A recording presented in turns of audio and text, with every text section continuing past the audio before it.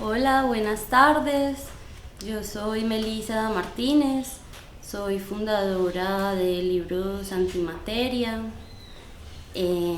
Estamos aquí hoy para presentar el libro de Lorena Salazar Mazo, Esta herida llena de peces.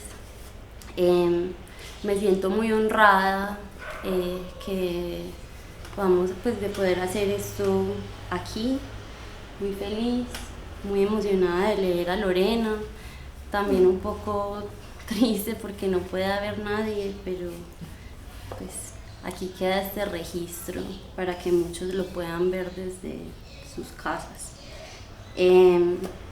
Como digo, pues me siento súper feliz de presentar el libro de Lorena, pues porque de a poquitos nos hemos ido conociendo aquí en la librería. Lorena ha venido varias veces, hemos tenido muchas conversaciones muy buenas, largas y tendidas sobre diversos temas, incluidos algunos pues que están aquí presentes en el libro. Estuve a la espera de él. Lorena me dijo que me lo iba a regalar, entonces no esperé un tiempo para cogerlo, pero como que, y luego lo empecé a leer así como con cuidado, como no, Lorena me lo va a regalar, cuando ya de repente como no, lo empecé a rayar, pues como que no, lo compré y les recomiendo que lo compren también, porque es muy bello, pues de verdad estoy muy contenta de leer a una nueva narradora pues colombiana que nos está mostrando un territorio con muchas problemáticas y que muchos de los lectores seguro van a conocer por primera vez en este libro, y de una forma muy bella, pues como a través de unos personajes que ella ha construido y una relación muy bella que también ella ha sabido narrar de una forma muy brutal. Recomendado, cómprenlo, muchas gracias. Y un gran privilegio también que José Ardila sea quien presente este libro, porque pues yo también soy una gran admiradora de José, de verdad. Él presentó su libro del tedio en Antimateria cuando quedaba en Laureles, se lo presentó Lina Parra y yo no lo había leído. Y y yo no lo había leído, pero se lo di para que me lo firmara, pues igual lo tenía pues también expectativas. Se lo di para que me lo firmara, luego hicimos un club de lectura de él en la librería y fue como fan, lo recomiendo siempre. De hecho, cuando se había agotado el primer tiraje, mandé a España a un amigo con el que me intercambio libros desde hace muchos años, mi copia firmada, entonces ahora me firmas otro. Pero pues muchas gracias por estar aquí y adelante. Muchas gracias, Meli. Es que para mí es el privilegio. Esto ya lo he dicho en varias partes y lo he dicho a Lorena también. Agradezco mucho estar acá en este espacio que no conocía, el espacio Nuevo Antimateria. Agradezco la invitación de Angosta y agradezco que Lorena haya querido que yo le presente el libro. Yo vengo siguiendo la trayectoria de este libro desde que salió la primera edición en España. Y la primera impresión que tuve fue que un libro con un nombre tan bello no podía tener el derecho de ser malo. O sea, es un título que da una curiosidad inmediata y crea una expectativa de belleza que tiene que ver con qué tan bello puede ser el libro a partir de un título. Me acuerdo mucho de algo que decía Poe, que los primeros versos de sus poemas eran menos buenos que los últimos, y cuando un poema tenía un primer verso superior al final los dañaba deliberadamente. Y cuando leí el libro de Lorena me di cuenta de que ella había hecho algo muy difícil, que es mantener esa expectativa sobre la belleza del libro durante toda la historia. Entonces estoy muy honrado de presentarte, estoy emocionado también de que haya una narradora de este calibre en Medellín. Está sucediendo algo con la literatura colombiana y es como una especie de expansión de las narrativas por todo el país. Hay historias que suceden ya no solo en Bogotá, sino que están contando y contando intensa y bellamente todo el territorio. Está Lorena, pero también está Lina, pero también está Lina María Parra, la que hablaba ahorita Meli, está Santiago, está Cristian Romero. Pilar Quintana es un buen ejemplo también de lo que está sucediendo. Ella está viviendo en Bogotá, pero ya no escribe sobre Bogotá, es caleña y escribe sobre el Pacífico que conoce. Entonces, de nuevo, muchas gracias. Vamos a empezar como deberíamos empezar todas estas charlas, y es con un fragmentito de la novela.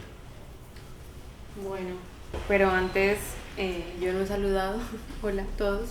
Gracias por estar aquí. Los que están viendo, bueno, hagan de cuenta que esto es en directo y que están acompañándonos. Gracias por tomarse el tiempo de ver este video, este lanzamiento.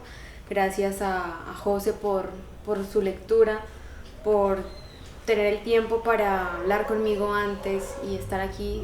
Para mí es muy importante, y pues obviamente por haber aceptado, ya que no sabía si iba a aceptar, entonces se lo escribí un poco nerviosa, pero digo que sí, entonces aquí estamos. A Meli y Antimateria, que me hace muy feliz de estar aquí, me encanta esta casa. No conocía la sede anterior, pero me encanta esta, y bueno, cada que puedo vengo aquí y me hace muy feliz. También en Angosta por hacer posible este espacio y esta edición de Esta herida llena de peces, que quedó tan bonita. Y bueno, entonces voy a empezar leyendo un fragmento cortito. No llegaremos a casa de Gina. Quisiera pedirle a Carmen Emilia que me aloje en la suya en Vigía, pero estamos cansados de tanto viaje por agua. Tampoco quiero despedirme de ella sin contarle más cosas y que ella me cuente algo suyo. Quiero que seamos familia de río. Se da cuenta de que la estoy mirando y me pregunta qué pasa. Me dice, habla muchacha. Me cuelo en sus próximos recuerdos contándole los míos. A las 9, el bebé en la cama, tendido como una artesanía de pueblo, sobre una sábana blanca. Mira al techo como si pudiera ver las estrellas, el ombligo como un timbre y los pies bailando tango. No se duerme. Me acuesto a su lado, boca arriba, pero no vemos lo mismo. En el cielo raso una telaraña abandonada, peligro. Me asomo debajo de la cama, sacudo las cobijas, muevo la mesita de noche buscando la araña. No está. Me acuesto de nuevo y espero. El bebé sigue despierto, mirando las estrellas. A las 11 llueve. Un zancudo se mete entre el toldillo y lo pica en la mejilla. Le unto saliva. Lamo al niño como una vaca a su ternero. Maldigo al zancudo que nació en un pozo, junto a la casa. A las 3 me quedo dormida rezando para que el niño se duerma. A las 5 he llenado el tetero 3 veces y al fin encuentro el zancudo, que mato con las palmas. Se asusta y llora. El bebé llora por el zancudo. Por primera vez le explico algo. No podemos ser amigos de los zancudos. A las 6 llega el sol al Pacífico. Los niños son pájaros hasta que hablan. Le cuento cosas, a él y al búho que se posa en la ventana y nos mira. Le explico cómo coser una camisa, pelar una piña, poner el cassette en la grabadora y que suene Dos gardenias para ti, con ellas quiero decir, te quiero, te adoro mi vida. Es imposible que mi niño lo repita. Infla las mejillas, quiere hablar, pero las palabras no explotan. Una noche le enseño solo ma. Otra noche, no. Bueno,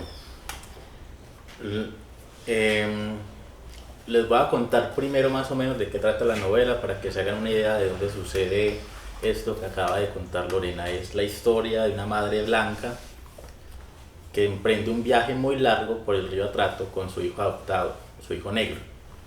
Y es un viaje para que la mamá natural, la mamá negra de su hijo, conozca al niño. Eso es básicamente lo que sucede, pero en el medio hay un montón de cosas maravillosas y aterradoras. Y yo quiero empezar, creo que por algo grande. El arroba de Lorena en Twitter es ejercer la mirada.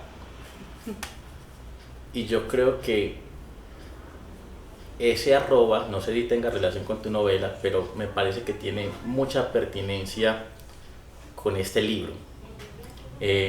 Porque es un problema general de todo escritor, pero en esta historia es muy relevante. O sea, la mirada que ejerces sobre lo que estás contando. Y quisiera que esta charla fuera sobre eso, sobre la trastienda de un montón de decisiones que seguramente tomaste, que pueden ser fáciles, difíciles, pero que tienen mucho que ver con qué quieres contar, desde qué sensibilidad, a quién quieres llegar, y qué tiene que ver esa historia con vos. Por ejemplo, ¿por qué contar esta historia? Porque vos, Lorena Salazar, querés contar esta historia o decidiste contar esta historia. Bueno, quiero empezar con la referencia que haces a ejercer la mirada y nació un poco por el tiempo en que empezó a nacer la historia y no lo había pensado.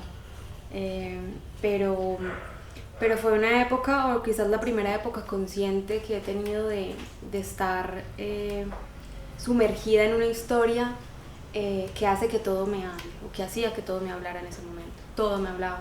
Así no estuviera en el Chocó, porque lo empecé en Madrid y lo terminé en Colombia, pero absolutamente todo me hablaba: un árbol, una piedra, el viento, todo, la lluvia. Entonces empecé a sentir que no había otra forma de vivir que me hiciera feliz que no fuera ejerciendo la mirada. Entonces ese ejercer la mirada es como el estado de creación en el que descubrí gracias a este libro y que por eso nace y está tan ligado, y me encanta que lo digas, y no lo había pensado así, pero así fue. ¿Por qué escribir este libro? Yo creo que más allá que una razón, hay una emoción detrás muy fuerte, y hay historias que se van guardando por mucho tiempo. Hay preguntas que uno se hace que no tienen respuesta, que nadie te puede responder, que tu mamá no te va a responder nunca, o sea, no tienen respuesta, y que solamente se responden pues a través de la escritura y de los libros. Entonces este libro nació como una respuesta a una gran pregunta que tuve desde que llegué a Quibdó cuando tenía 9 años, y es: ¿qué hago aquí? O sea, ¿por qué estamos aquí? Porque para una niña de 9 años que le cambian todo, su paisaje y todo su rutina y demás, y a los niños no les dan muchas explicaciones, pues suena muy raro, y entonces eso se sembró allí. Luego esa pregunta se respondió por primera vez al ser muy feliz en el día a día y al estar en contacto con las personas y al acostumbrarme al territorio, pero igual la pregunta era: ¿por qué? ¿Por qué yo aquí? ¿Y por qué me hago la pregunta? No tendría por qué hacerme la pregunta, sino sencillamente estar tranquila. Entonces la pregunta misma me cuestionaba, y de allí nació. Entonces es: ¿por qué? Porque me importa muchísimo, más de lo que puedo incluso escribir, y por eso nació, por ese amor y por ese respeto que siento por el territorio. ¿Y por qué estaba tu familia en Quibdó? O sea, ¿por qué? Bueno, mi papá es paisa, de Antioquia, y mi mamá del Chocó, del Carmen de Atrato. Entonces la familia de mi mamá, gran parte de la familia de mi mamá vive en Quibdó, en el Carmen de Atrato y en Quibdó. Entonces cierto tiempo, pues por trabajo y demás, nos fuimos a vivir a Quibdó, y eso fue en el 2000. Entonces empezamos allá ese año, y por eso terminamos allí. O sea, siempre hemos estado ligados. Mis vacaciones siempre eran en el Carmen de Atrato, siempre las comidas, las charlas, la música, siempre estaba muy ligada entre Antioquia y Chocó. Entonces ya me era familiar gran parte. De lo que decís, algo que me parece muy interesante, y es esa dualidad memoria-imaginación. Pues porque esta no es una historia autobiográfica, claro que no, pero hay un paisaje de tus recuerdos, me imagino que hay unos personajes de tus recuerdos, si estoy equivocado me lo decís. ¿Cómo se complementan esas dos cosas? ¿O son conflictivas o pelean? ¿Cómo hiciste para construir esa historia a partir de esos dos conceptos? O sea, desde lo que recordás, ¿importa tanto lo que recordás? ¿Querés hacer un homenaje a lo que recordás? ¿O la imaginación es también igual de relevante? Sí, yo creo que he pensado mucho cómo el recuerdo en sí también es una ficción, porque cuando lo estaba escribiendo recordaba cosas y decía, creo que mejor lo quiero recordar así, y deformaba totalmente el recuerdo, cambiaba muchas cosas, el lugar, la persona, lo que pasó, lo ponía como quizás también como esa niña lo vio, o como la niña que aún tengo pues lo ve o lo recuerda. Entonces, por ejemplo, Carmen Emilia es el nombre de una profe del colegio de sexto grado, y que yo le tenía mucho miedo porque era la profe de matemáticas y me iba muy mal.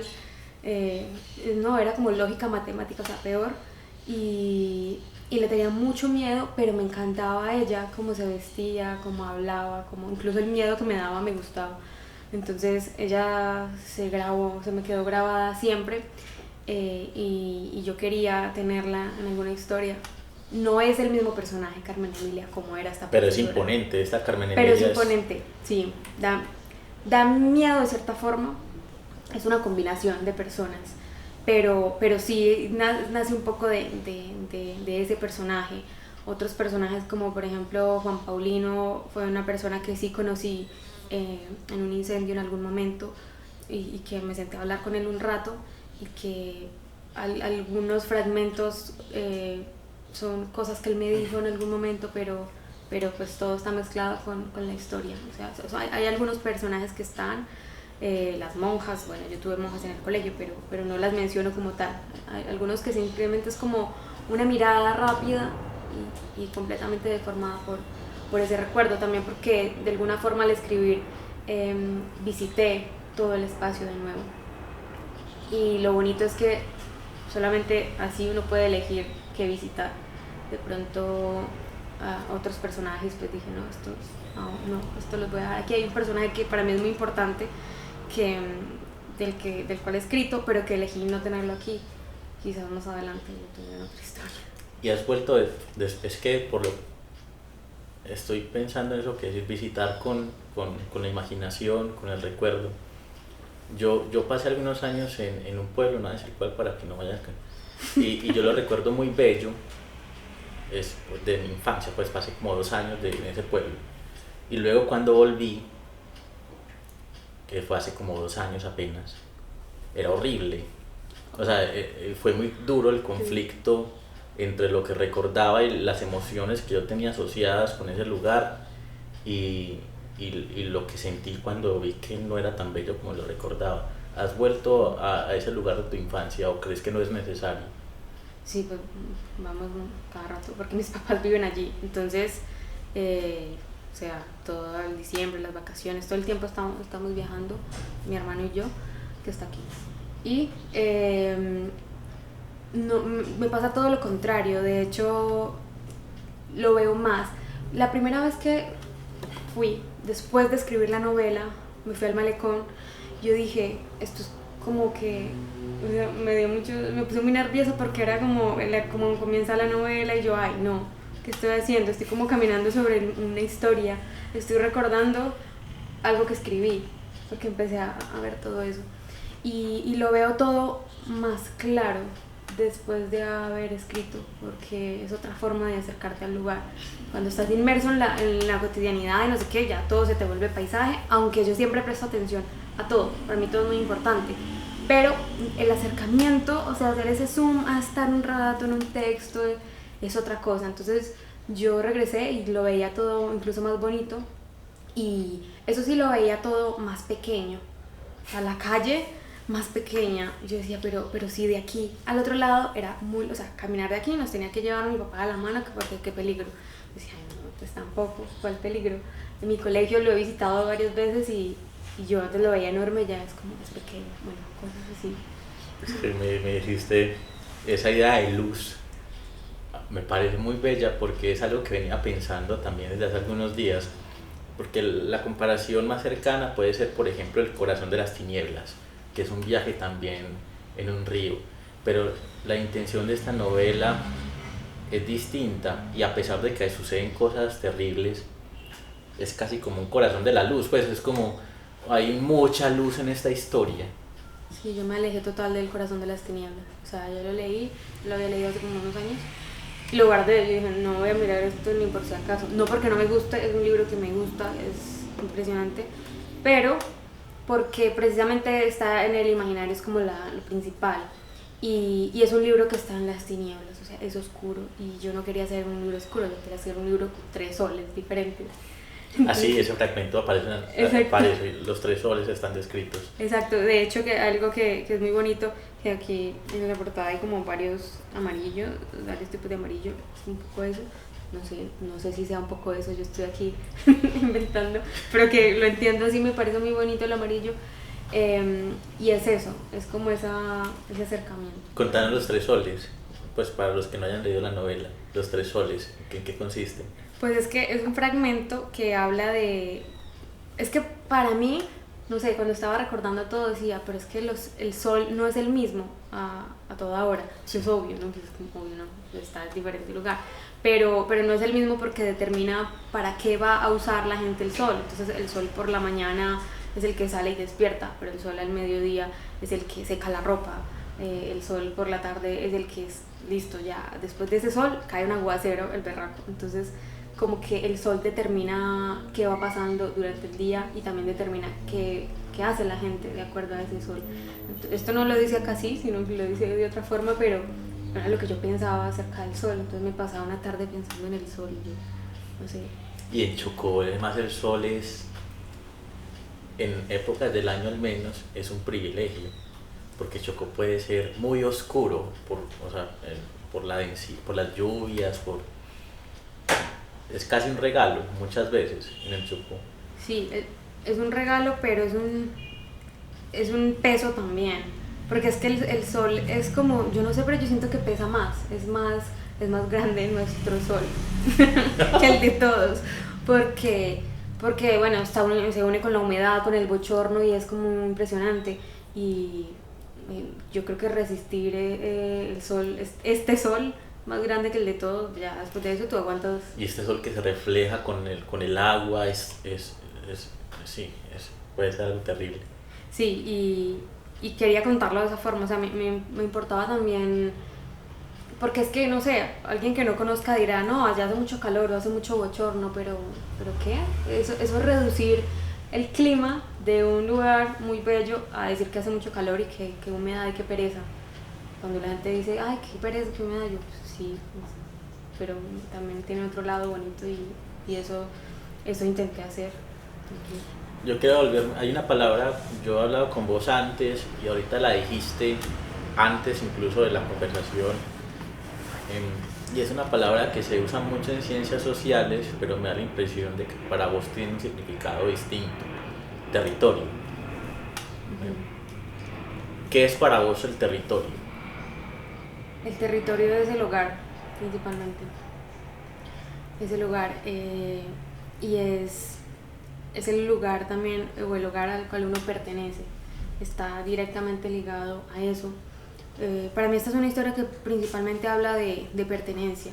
Y desde que yo llegué, cuando estaba en el colegio, siempre nos hablaban que tenemos que tener sentido de pertenencia. Y yo no entendía eso, yo decía, sentido de pertenencia, entonces nos explicaban como que si alguien veía una basura, entonces la cogía y la tiraba a la fuente, y eso era tener sentido de pertenencia. Y yo decía, ay, tan raro, no me encaja, no entiendo el concepto, no lo entendía, hasta que no sé cuándo empecé a entenderlo, pues empecé a crecer y a ver otras cosas.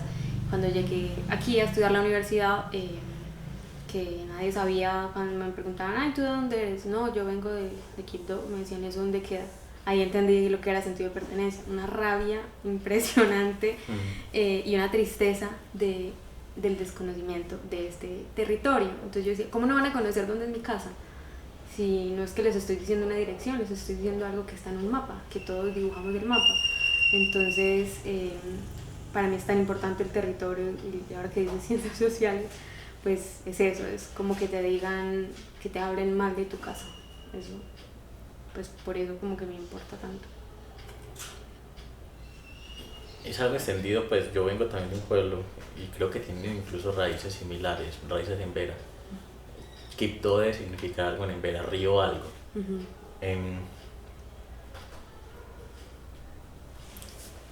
Yo quisiera como ahondar un poco más en esta idea del hogar y en esta idea de la pertenencia. Vos lo decías al principio,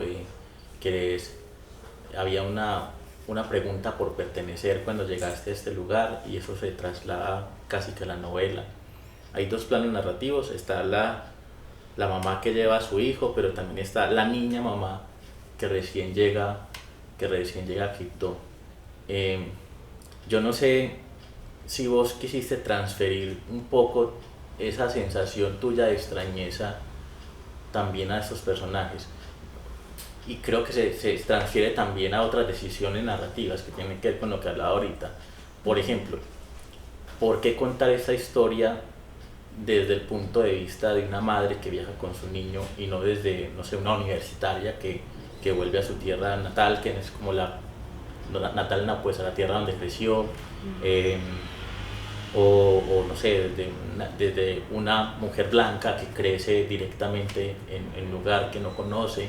¿Por qué, y además vos sos joven, no tenés hijos, por qué decidir contar esta historia sobre la pertenencia desde este punto de vista tan singular? Bueno, principalmente porque la narradora, la madre blanca, aunque parece que es la protagonista, no es la protagonista en lo absoluto. Cuando yo pensé en escribir esto, lo que yo pensaba es el territorio, la tierra como protagonista. Y la tierra también son las mujeres y son las madres. Entonces, para mí el protagonista de esta historia es sin duda el territorio, o eso arrastra el río y demás. Y pensaba, claro, una madre, porque si quiero hablar del territorio, eso, la tierra son las madres, o son las que están directamente relacionadas, o la mujer. En este caso, una madre porque me encantan los niños y quería tener un niño. Pensaba que el diálogo con el niño no solamente me iba a hacer a mí el proceso de escritura más bonito, sino que los niños son los únicos capaces de decir ciertas cosas que los adultos no, y de mirar y de ejercer la mirada de verdad. Eso solamente lo hacen los niños. Entonces el niño iba a estar allí para mostrarle a todos otra mirada diferente, otras cosas que los adultos no iban a ver, y que en este territorio es tan importante porque hay mucho por ver. No basta con la mirada de un adulto nunca, ni de un hombre solamente, ni de una mujer solamente, sino de todos. Y esta mujer y madre, pues obviamente el niño necesita una madre, y porque las madres y los niños son los principales, digamos, afectados por muchas cosas que pasan en el territorio, y son los que, es donde en ellos se evidencia la evolución también, o el desarrollo, mejor dicho, de lo que está pasando en un territorio. Entonces eso me iba a llevar a contarlo.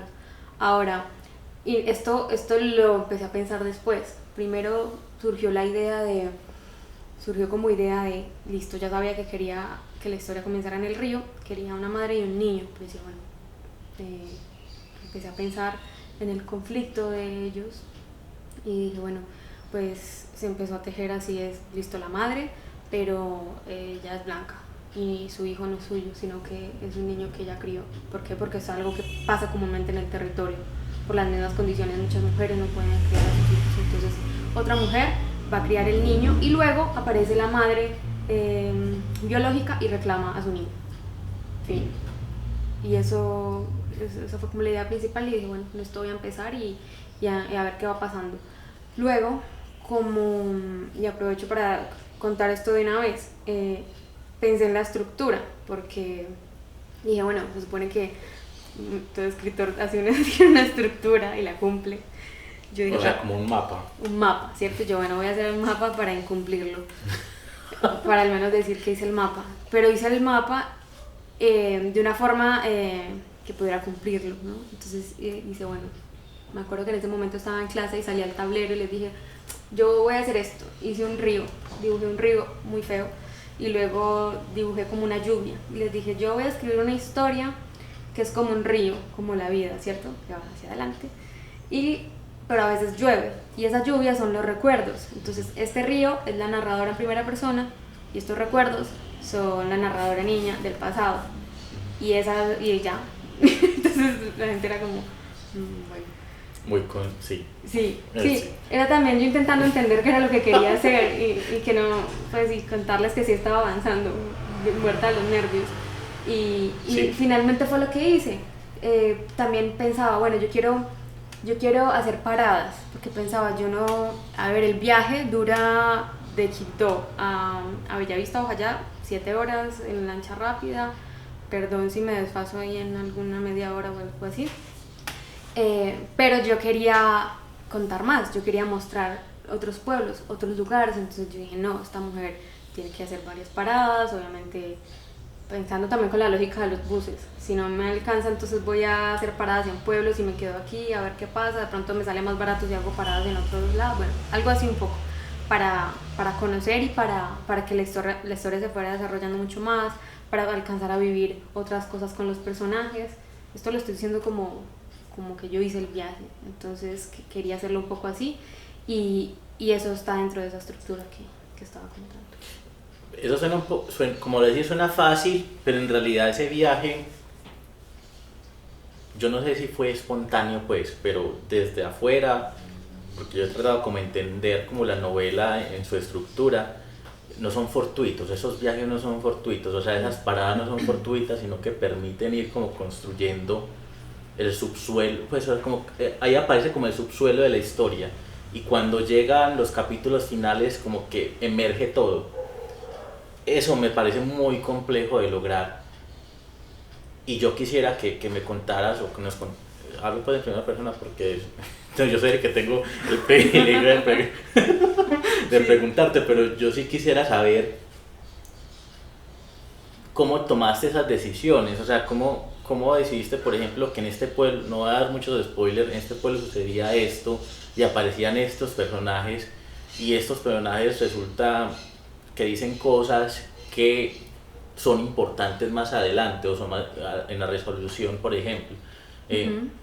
Eso fue consciente, fue trabajado con tus editoras, porque además tenés 2 editoriales con 2 editoras distintas, fue con tus profesores, fue algo que interiorizaste vos. ¿Cómo llegaste como finalmente a esos momentos relevantes de la novela? Específicamente con eso, yo creo que cuando uno tiene mucho tiempo para estar solo, empieza a pensar demasiado y a hacer conexiones. Y en ese pensar demasiado uno empieza a entender o a ejercer la mirada hacia adentro, uno empieza a ver cómo todo se conecta. Y yo empezaba a decir, no sé, mientras estaba en España, y decía esto con lo otro, cosas mías que no tienen nada que ver con la historia. Y dije, bueno, pero es que igual la vida es esto, ¿no? Un montón de conexiones y que no significa que las conexiones siempre hayan resultados felices. A veces sí. De hecho, entre una conexión y otra, aquí hay cosas bonitas, pero cuando uno llega aquí, de pronto no. Entonces, no sé, ese montón de pensamientos acerca de mí, de la vida, de un montón de cosas, empezaron a hilar un poco cómo iba a construir la novela. Entonces, cuando empezaba, porque todo iba muy a la marcha, yo solamente tenía claro esto que acabo de contar y ya, y luego sabía que quería estar en algunos pueblos, sabía cuáles, hablé con mi papá y me contó, mi papá trabaja en el río, entonces me contó cómo es su recorrido, ciertas cosas, me hizo un texto muy bonito y entonces eso me dio como una idea, empecé a nutrirme de todas esas cosas, pero también a nutrirme de lo que les decía ahora, de lo que iba pasando. Yo creo que si uno para escribir tiene que vivir al tiempo, porque si no, pues, bueno, no sé, esto lo digo desde mi forma de crear, pero si no, como que la máquina se detiene. Entonces, lo que les decía ahora, tenía claras ciertas cosas de las que quería hablar, tenía en mente a Carmen Emilia, tenía en mente X o Y situación, pero al tiempo me pasaban cosas. y caí en cuenta de cosas, caí en cuenta de que siempre que estoy sentada necesito tener algo aquí, porque necesito sentirme como segura. Como Carmen Emilia. Como la madre. Entonces como que siempre quería estar así, entonces en ese momento empecé a anotar ese tipo de cosas que para mí eran importantes, pero que no las iba a decir como que para mí son importantes, sino que esto puede servir de alguna forma a la historia, si sirve, si no, pues nada que ver.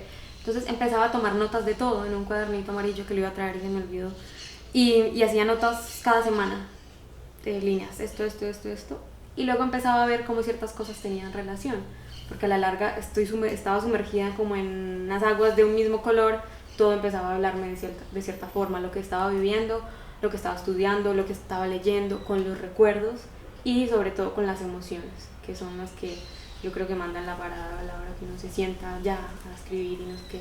Entonces, ya sentada allí, manos en el teclado, empezaba todo eso a como a mezclarse y a surgir ahí. A veces iba caminando por ahí y decía, esto es esto y esto puede decir esto y esto va a ser así, listo, lo escribía, luego lo hacía.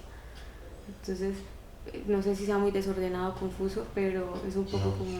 No, y supongo que también tienen que ver tus referentes de lectura. A mí, esto lo hablábamos también en esos días, a mí me parece muy interesante lo que está sucediendo con la literatura contemporánea latinoamericana, que es eminentemente femenina, y es como unas preocupaciones muy comunes, unos temas muy comunes, que supongo que emergen casi que al mismo tiempo, porque antes habían estado como escondidas, como por el mismo mercado editorial. Y esta pregunta por la maternidad es como una gran pregunta incluso para las mujeres que no son madres o que no están interesadas en ser madres.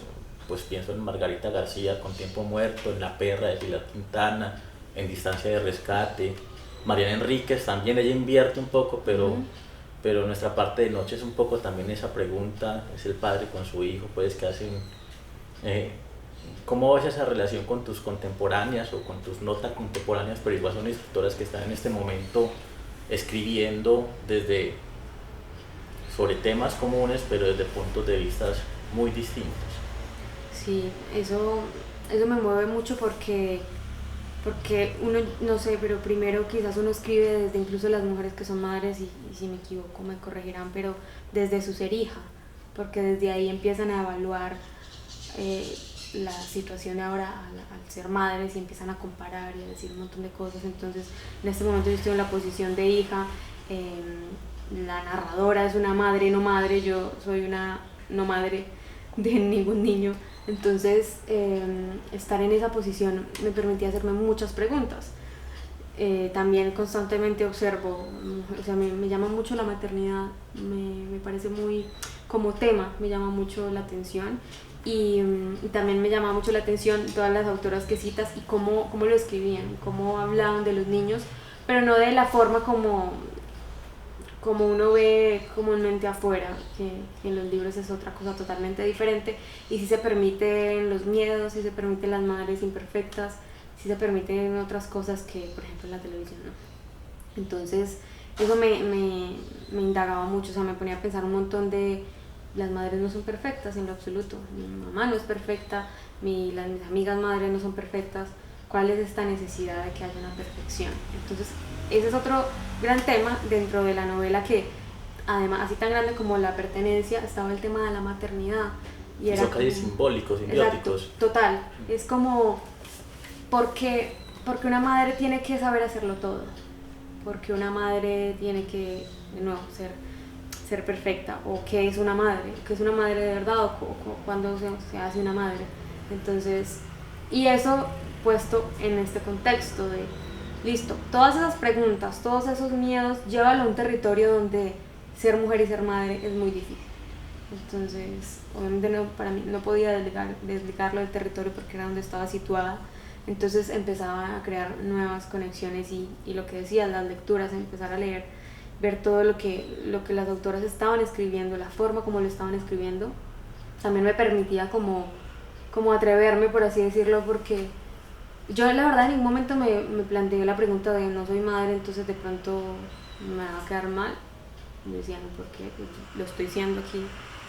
Ahí entra la imaginación de lo que hablábamos ahorita. Exacto, entonces Y leer otras autoras, pues claro, me guiaba muchísimo. Además de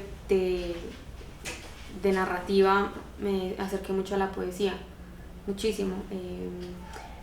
Por ejemplo, Silvia Plath tiene un libro que habla de la maternidad, de su experiencia, de una forma muy bella también, dura, y me movió muchísimo, pero otras, en realidad, o sea, me nutrí mucho de la poesía.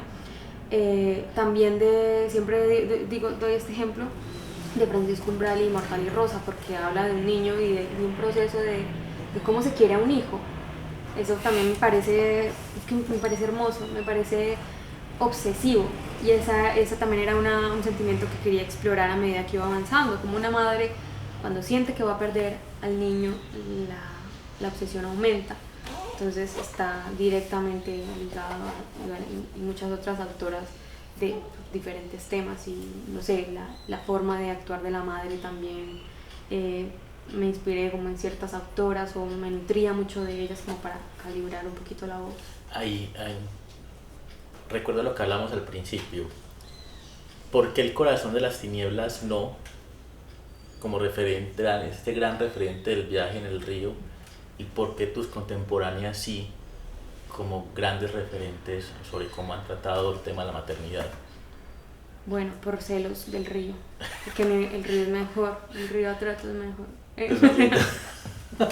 La verdad, por puros celos, de verdad, porque es un gran libro y cuenta muchas cosas, y porque tampoco quería caer en copiar otro río. Es que un río, alguien dice un río y se imagina el mismo río, pero no lo hace en lo absoluto. Entonces, por celos, porque este es el río, yo quiero, y no lo otro. Pero hay una imagen. Yo hace mucho rato, Angosta editó también El corazón de las tinieblas, y hay escenas, hay algunas escenas en las que los pobladores de las riberas del río persiguen al barco mientras avanza, y también lo atacan, pues. Pero recordé mucho una escena, de nuevo, bueno, no tiene nada que ver, pero a mí me parecen muy bacanas las conexiones que se pueden hacer. Hay una escena que tiene que ver también con el inminente peligro de estos personajes, y se nota con un personaje siguiendo en la canoa a pie. No había caído en cuenta de eso. Cuando están a punto de llegar y ya están en la playa, en el corazón de las tinieblas. Que apagan el motor.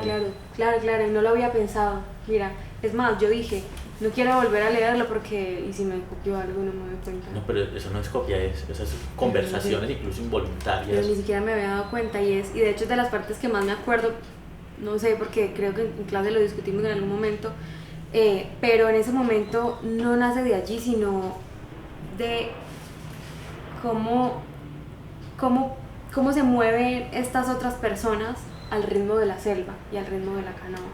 Es como que hay un miedo que persigue. La canoa se va moviendo y el peligro se mueve, que son personas que van caminando, se pueden mover a la velocidad de una canoa. Entonces por eso son alcanzables. Exacto, por eso los puse a caminar, pero no había caído en cuenta de eso, me gusta. Pero Bueno, el tema de las mujeres son omnipresentes en la novela, tanto que los hombres, no es porque, y eso es muy singular, porque no es que la novela enfoque en las mujeres, sino que parece que los hombres han desaparecido.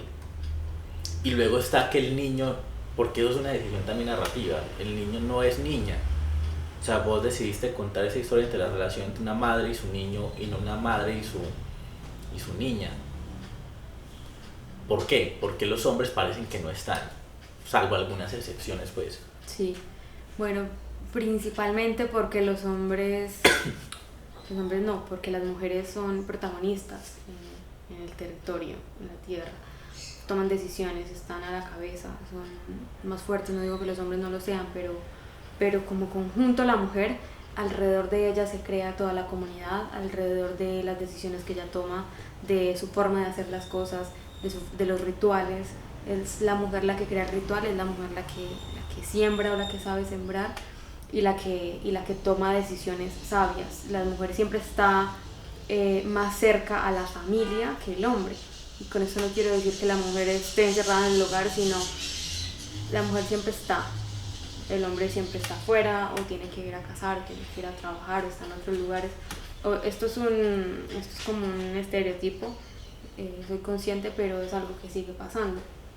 No quiere decir que sea así en todos, y menos ahora que las cosas están cambiando muchísimo, pero sí históricamente es lo que ha pasado. Entonces las mujeres siempre han estado presentes y los hombres han estado un poco más afuera.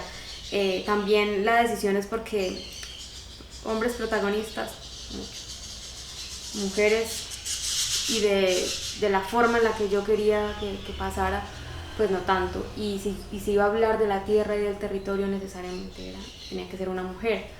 Ahora, en el caso de, por ejemplo, hay un personaje que se llama Amable, que es un hombre, que es el ayudante de la conductora de la canoa, que es una mujer, pero es un hombre que está aprendiendo a sentir de cierta forma, o que está creciendo, o que está permitiendo sentir, cosa que se les dice a los hombres en muchos lugares, que no pueden sentir, que no pueden llorar, que tienen que ser fuertes. Digamos que incluso aquí el hombre que aparece puede sentir. Juan Paulino, cuando aparece, se ve vulnerable. Los hombres también son vulnerables. Y el niño, sobre todo, bueno, principalmente yo pensaba en una niña, pero pasaron dos cosas. Primero, entraba en conflicto con la otra voz, que es la voz que se va a los recuerdos, que es la narradora niña, la madre blanca cuando era niña. Entonces sentía que tenía un conflicto allí de voces. Y segundo, porque pensaba en tener una hija en Latinoamérica. Dios mío bendito, o sea, me asustaba incluso a mí. Y decía, creo que lo que quiero hacer se puede ir por otro lado y puedo empezar a pensar otras cosas y me puedo salir de la historia que quiero contar. Entonces, principalmente por eso, el niño es niño. Y bueno, luego a medida que iba escribiendo me encantó que fuera niño, porque eso permitía que pasaran muchas otras cosas que quizás con una niña se habría leído diferente, totalmente. Vos me contabas la otra vez que yo tenía la idea de que este había sido el resultado de un trabajo muy largo, porque lo sencillo, lo aparentemente sencillo, es algo muy complejo, muy difícil de lograr. Pero vos me contaste que esta novela salió en el transcurso de unos 7 u 8 meses. Contanos cómo fue ese proceso, porque parece una barbaridad, pues, a muy poco tiempo por algo de este nivel. Bueno, sí. Es que es un poco extraño, porque, a ver, era el tiempo que tenía para hacerlo, porque era el proyecto final de máster que estaba haciendo en España. Entonces, lo asumí con completa responsabilidad de, bueno, mi proyecto lo voy a hacer, pero no como que lo quiero hacer bien porque es un proyecto, sino que, no sé, lo quiero asumir bien. Luego se me olvidó todo y me subí en la historia y era muy consciente también como de lo que podía escribir. O sea, yo pensaba, una novela larguísima no puedo hacer. Yo pensaba, no soy capaz, en eso tan largo, primera vez no. Creo que voy a hacer algo que pueda hacer en la medida de mis capacidades. Y me concentré en eso, no pensé como en mucho más. Comparada con mis compañeros, ellos iban mucho más rápido que yo iba más despacio, porque el proceso era otro, por lo que le contaba ahorita, que iba haciendo asociaciones, me quedaba lela pensando un rato en esto, lo otro, el sol, como así, 3 soles, bueno, todo eso.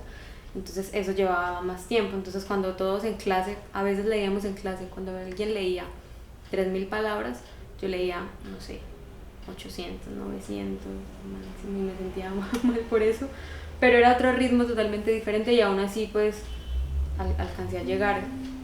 No sé, sea mucho, sea poco tiempo, yo creo que dedicación, concentración y sobre todo estar sumergida en eso, que vuelvo y digo, dejar que todas las cosas empiecen a hablar y hacer esas conexiones y confiar mucho en esas conexiones. A veces cuando escribo algo, aún me pasa, y no estoy como tan tranquila con las conexiones o no me hago caso a mí misma, siento que se sale mal después, ¿no? Tiene alguna razón. Y luego el trabajo con tus editoras, con Alexandra Pareja acá, pero también con las de Tránsito, ¿cómo fue ese proceso? Que es atípico también, fue algo más o menos. Sí, bueno, yo empecé la novela en noviembre, casi diciembre, porque en noviembre todavía estaba muy asustada para poder hacer algo, y la terminé en julio. Luego la guardé, yo dije, no, qué miedo, la guardé. Voy a esperar a ver qué pasa, prefiero que las cosas tomen su tiempo. Por allá, bueno, tampoco tomó tanto tiempo, pero por allá como en octubre pude contactarme con Angosta, que inmediatamente, o sea, fue muy bonito porque el contacto fue aparentemente sencillo, que yo creo que nada es fácil ni sencillo, pero se dieron las cosas. Entonces les escribí al mail y la recibieron y me respondieron, eso fue a principios de octubre, me respondieron a final de octubre. Fue una respuesta muy bonita y una conversación muy cálida de cuánto les había gustado, y de que querían publicarla. Y esa misma semana, después de ya hablar esto, creo que como al otro día hablé con Tránsito también, envié la novela y como a los 3 días me respondieron, porque fue muy rápido todo y también felices. Entonces fue como todo en una semana que se empezó a dar y fue muy bonito. Y ya luego empezamos ese proceso de revisión, que no fue tan complejo como no sé, como normalmente uno escucha que es o no sé, pero porque ellos lo hicieron todos, las 2 editoriales que hicieron, ellas lo hicieron muy llevadero, muy, no quiero decir fácil, pero sí muy cercano. Entonces empecé ya como con los 2 a la par, empecé aquí con Angosta, luego vino diciembre y luego empecé con Tránsito. Ya teníamos como todo, o sea, tuvimos como solamente un par de revisiones con anotaciones por parte de los 2 y ya se enriqueció como el producto final, que fue como más recomendaciones de, por ejemplo, aquí me acuerdo que me decían como, bueno, estas palabritas creo que están como un poquito de España, creo que aquí no decimos sino más así. Yo sí, se me estaba pegando, entonces cambiaba cosas así, o qué tal esto, sugerencias muy al punto, y eso es súper valioso porque son cosas que uno de pronto no ve. Y ya, eso fue como con los 2 a la par, fue muy bonito eso. Bueno, tenemos unas preguntas del público que hice yo involuntariamente, pero le agradecemos a Montserrat Iglesias en Castilla, España, y a Claudia Viviana Ruiz en Villavicencio. Hay un fragmento de la pregunta de Claudia que te voy a hacer, Lorena. ¿Cuál fue tu mayor miedo o reto en este proceso? Terminar de escribirla, no solo por lo que implica el final, que sí, fue muy difícil emocionalmente, sino terminar pues una primera novela. Creo que es un gran miedo de, ¿será que sí soy capaz? ¿Será que qué? ¿Será un montón de? ¿Será? Principalmente eso, y todo está ligado al final, y decir, bueno, espero poder estar a la altura de al menos lo que quiero contar. A veces uno tiene una cosa acá y afuera no se sabe qué puede ser. Entonces creo que... Bueno, Luis Miguel Rivas dice que escribir es terminar. Entonces, bueno, escribí. No sé si querrás leer un fragmentico final antes de irnos. Sí. A ver, ¿cómo es que es?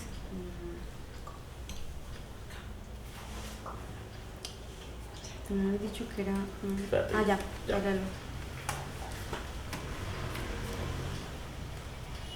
Mi niño y el niño de Gina, un río pequeño que ella no alimentó y tuvo que llenarse conmigo, agua de lluvia. Entre ellos, madre y niño, hay un pedazo de tierra pantanosa con huecos como los que dejan las dragas después de llevarse el oro. La lluvia no alcanza a llenarlos, el daño es irreversible. Por más que ella quiera hacer algo, no puedo curarla de la ausencia, de las palabras no dichas. Yo soy la mamá, yo le canté, le di de comer, le limpié los oídos. También le enseñé a ser un buen niño. Quizás lo único que he hecho todo este tiempo es prepararlo para que perdone a su madre. He sido el puente sobre el pantano que atravesarán juntos hasta llegar al río. Ya no me necesitan. Dentro de poco, madre y niño nadarán solos sin mí. Bueno, muchas gracias. Gracias. Una última cosa, estoy muy orgulloso de compartir catálogo con vos.